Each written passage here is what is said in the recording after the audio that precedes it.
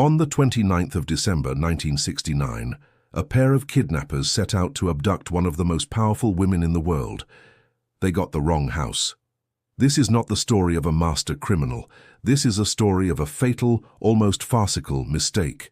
A case of mistaken identity on a scale that is so profound, it has haunted a family and British law for over half a century.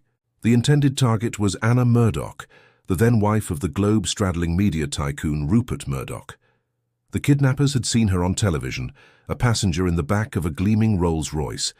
The plan was simple: abduct her and demand a £1 million ransom. But they made a simple, amateurish mistake. They looked up the address for the Rolls-Royce, not realizing the Murdochs had sold the car to their predecessor at the house, a newspaper executive named Relic McKay. And so, on that cold winter night, the kidnappers didn't arrive at the home of a billionaire. They arrived at the quiet, suburban home of Relic and Muriel McKay. And when Muriel opened the door, she sealed her fate. The crime scene was one of brutal, chaotic force. A telephone was ripped from the wall. A billhook and a roll of tape were left behind. Muriel McKay, a 55-year-old wife and mother, was gone. This began one of the most intense and public manhunts in British history. The relics of this case are a chilling trail of desperation. There were frantic, anonymous phone calls to the McKay family, the voice on the other end identifying himself only as M3 and demanding the £1 million. There were 2 botched ransom drops, filled with police blunders and near misses. The entire nation was gripped by the story, watching as Relic McKay pleaded on television for his wife's safe return. The investigation eventually led police to a quiet Hertfordshire farm, owned by 2 brothers, Arthur and Nizamuddin Hussain. The evidence against them was overwhelming. Their fingerprints were at the scene.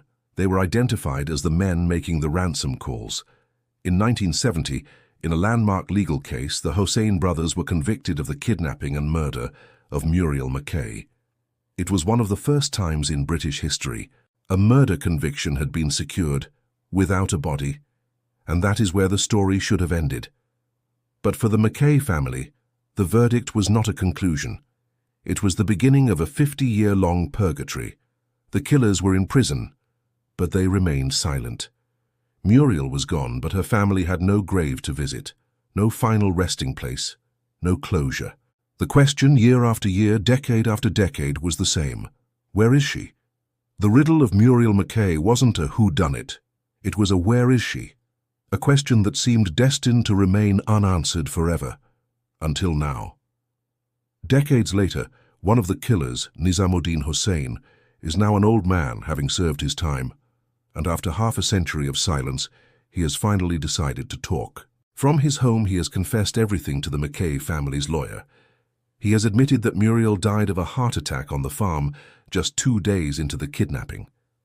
And in a final, astonishing twist, he has drawn them a map of the Hertfordshire farm with an X marking the spot where, he claims, he buried Muriel McKay's body all those years ago.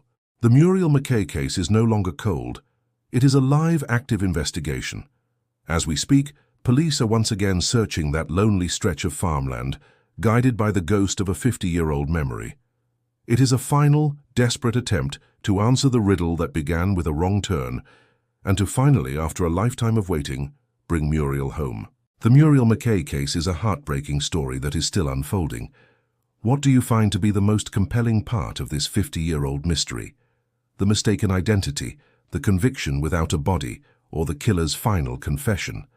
Let us know in the comments. If you believe that every cold case deserves a final answer, make sure to like this video and subscribe to Relic Riddles for more deep dives.